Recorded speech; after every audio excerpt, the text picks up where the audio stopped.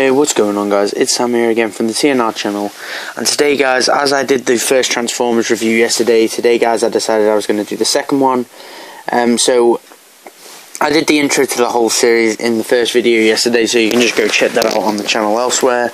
But for now, I'm not going to do any intros, as I did most of it what I wanted to do on the first video yesterday. So without any further ado, let's get on to it.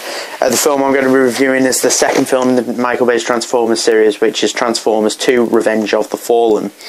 So without any further ado, let's get on to it. I'm going to be going through the same list as I went through on the first one, and giving my own personal opinions on the film itself.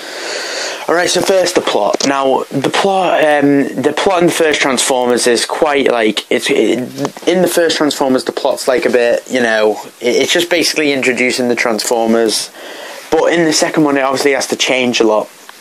So you see how Sam Witwicky is changed after the battle, and how he's become, like, I wouldn't say more mature, but he's stopped being like a selfish teenager, and he become a bit more mature, and he knows his surroundings. I mean, he's still stupid and he screams a lot, but you know, you can just tell that he's developed a bit from the first movie. And then the plot of the whole film is that Sam finds a shard of the Allspark in his jacket from the battle from the first one. He ends up creating like a Transformer army, like a mini one, and he's found out he can create life. And then the Fallen, who's actually the main villain in this film, sends down a load of like little robots to like steal the shard of the Allspark to create Transformer life. And the Fallen's main plan of the whole film is to just destroy the Earth, really, along with Megatron and Starscream, familiar faces along for the ride. Now the actors, you know, the main actors are still the same ones from the first film. They don't really drastically change until the fourth film, when you get like a whole new cast, you know.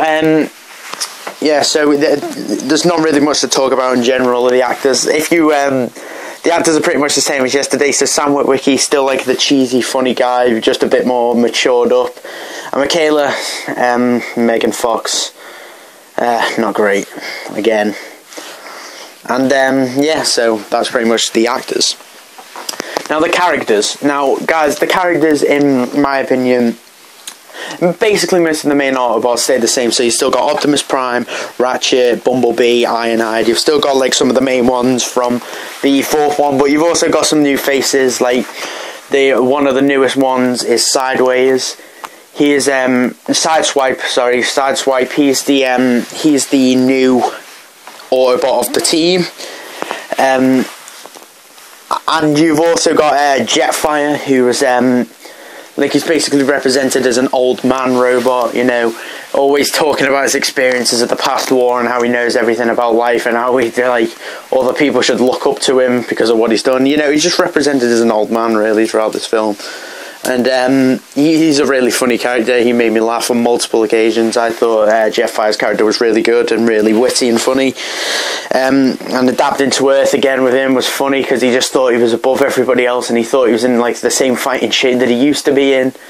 And he finds out that he's not, and he's just a funny character. Next, you have the main villain. Now, the main villain I wasn't a big fan of in this film. Like, you had Megatron in the first one, who was a really great, well-structured, well-thought-out villain. And then you have the Fallen in this film. Now, he kind of pulls a Thanos on us, what Thanos is currently doing in the MCU, but he just does it in the one film. He sends a load of people weaker than him to go do his job for him. So he sends Megatron and the rest of the Decepticons to go kill Optimus Prime, when if he would have been there with them, they could have just killed him easily. Which the Optimus Prime actually dies in this film, which is a bit sad. But yeah, but it's just like, he does pull a Thanos on us. He basically does what Thanos is currently doing in the MCU. He sends a lot of people weaker than himself to go kill Optimus Prime, and they do it. But he obviously comes back, considering you can't kill off the main Autobot of your series, as that would just be very silly. So yeah, he sends people weaker than him. He eventually comes down and does his job, just like Thanos is doing in the Marvel Cinematic Universe in Infinity War. He does the exact same thing Thanos is doing, but instead of the span of like 14 or 15 movies, it's just the span of one. So yeah, he's basically just represented as a guy that just gets people lower than him to do his work for him, and then when he realises the people lower than him can't do the work for him, he eventually does it himself. So the next part I want to cover is the heroes. Like I said with the characters, you know, not many, like I said, the main Autobots basically stayed the same, but you didn't really have any new, like, anti-heroes like Simmons was in the first film. I mean, he returned again in the second film, but you also got Leo, which I thought he was a very funny and witty character myself. I thought he was really funny, really clumsy, and he just fit in well. He was more of a Shia LaBeouf from the first film, Sam Witwicky from the first film, really scared about absolutely everything. As Sam Witwicky is matured from the first film, so we basically just follows in Sam's footsteps from the first film, but I thought his character was really funny and really witty, and I really liked his character a lot. Personal opinions. Now, Transformers 2 Revenge of the Fallen, out of the 4 films that has been released so far, Transformers 2 Revenge of the Fallen is my personal favourite. I know Declan's is, I think, Dark of the Moon, but Revenge of the Fallen was my favourite, just because of the new characters like Leo. I thought he was a really funny character. The action in it was amazing. Like, I love the forest fight scene, absolutely adore it. I thought the forest fight scene was absolutely incredible, the way it was done. Just the way your Optimus Prime actually dies in the end has such an emotional impact on us as well, and it's just heartbreaking. It's heartbreaking to see all the Autobots turn against the humans as well. They don't actually turn against them, but they start becoming more violent, showing that Optimus did actually glue the Autobot team together, and without him they do start to crack apart.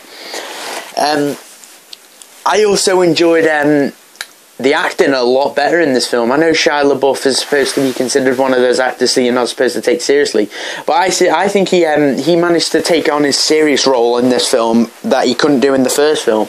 Like, he was always like a girl in the first film. I mean, he was still a girl in this film, but just not as much as he was in the first one, and he managed to mature a bit, like I've said throughout this video. But yeah, I thought his acting was quite a lot better in this film, actually. So yeah, that's my personal opinions. And now, if I was to rate Transformers 2 Revenge of the Fallen out of 10, I would give it an 8.5 to a 9. 8.5/9. I would probably call it a 9 simply because I love the Transformers films, and the second one was my personal favourite, along with Dark of the Moon, but Revenge of the Fallen does pip it to the post. But yeah, guys, that was my review for Transformers 2 Revenge of the Fallen. If you enjoyed this video, or if you're new around here, maybe even like and subscribe. And yeah, guys, thank you for watching, and I will see you in our next video. Goodbye, guys.